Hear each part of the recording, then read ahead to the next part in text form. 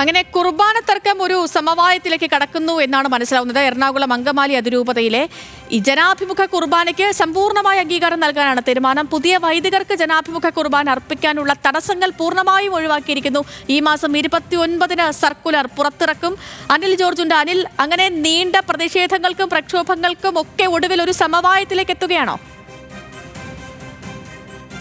ഇക്കാര്യത്തിൽ എറണാകുളം അങ്കമാലി അതിരൂപതയ്ക്ക് വേണ്ടി പ്രത്യേക കൽപ്പന പുറപ്പെടുവിച്ച ഫ്രാൻസിസ് മാർപ്പാപ്പായുടെ തീരുമാനത്തെ അടക്കം, അല്ലെങ്കിൽ അദ്ദേഹത്തിന്റെ നിലപാടുകളെ അടക്കം ഇപ്പോൾ മാറ്റിയിരിക്കുകയാണ് സീറോ മലബാർ സഭയുടെ മേജർ ആർച്ച് ബിഷപ്പ് റാഫേൽ തട്ടിലും അദ്ദേഹത്തിന്റെ വികാരി ജനറലായ ജോസഫ് പാംപ്ലാനിയും ഇന്ന് വൈദിക യോഗത്തിൽ എടുത്ത തീരുമാനപ്രകാരം, അതായത് നിയമവിരുദ്ധമെന്ന് ഒരിക്കൽ സഭാ സിനഡും അതുപോലെ വത്തിക്കാനും പ്രഖ്യാപിച്ച ജനാഭിമുഖ കുർബാനയ്ക്ക് ഉണ്ടായിരുന്ന എല്ലാ അയോഗ്യതകളും മാറ്റി ജനാഭിമുഖ കുർബാന എറണാകുളം അങ്കമാലി അതിരൂപതയിൽ നിയമവിധേയമായി പ്രഖ്യാപിച്ചിരിക്കുന്നു. ഒപ്പം തന്നെ ജനാഭിമുഖ കുർബാന ചൊല്ലില്ല, സിനഡ് കുർബാന മാത്രമേ അർപ്പിക്കൂ എന്ന് സത്യവാങ്മൂലം എഴുതി ഒപ്പിട്ടതിന് ശേഷം മാത്രം വൈദിക പട്ടം ലഭിച്ച പുതിയ വൈദികർക്ക്, നവവൈദികർക്ക് ജനാഭിമുഖ കുർബാന ചൊല്ലാനുള്ള അനുവാദവും ലഭ്യമാക്കിയിരിക്കുന്നു.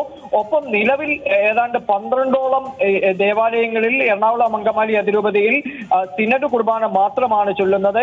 ഈ പള്ളികളിലും ജൂലൈ 3 മുതൽ ഒരു കുർബാന സമ്പൂർണ്ണമായി ജനാഭിമുഖ കുർബാന ചൊല്ലണം എന്ന നിലപാട് കൂടി എടുത്തിരിക്കുന്നു. അതിനോടൊപ്പം തന്നെ വൈദികർക്കെതിരെ എടുത്തിരിക്കുന്ന എല്ലാ അച്ചടക്ക നടപടികളും റദ്ദാക്കും. ഇതിനുവേണ്ടി എറണാകുളം അങ്കമാലി അതിരൂപതയ്ക്ക് വേണ്ടി പ്രത്യേകം സ്ഥാപിച്ചിരിക്കുന്ന ട്രൈബ്യൂണൽ പിരിച്ചുവിടാനുള്ള തീരുമാനവും ആയിട്ടുണ്ട്. ഇതെല്ലാം ഈ 29-ന് പുറത്തിറങ്ങുന്ന സർക്കുലറിൽ ഉൾക്കൊള്ളിക്കും. 28-ന് നിലവിലെ കൂരിയ മാറും, പുതിയ കൂരിയ നിലവിൽ വരും.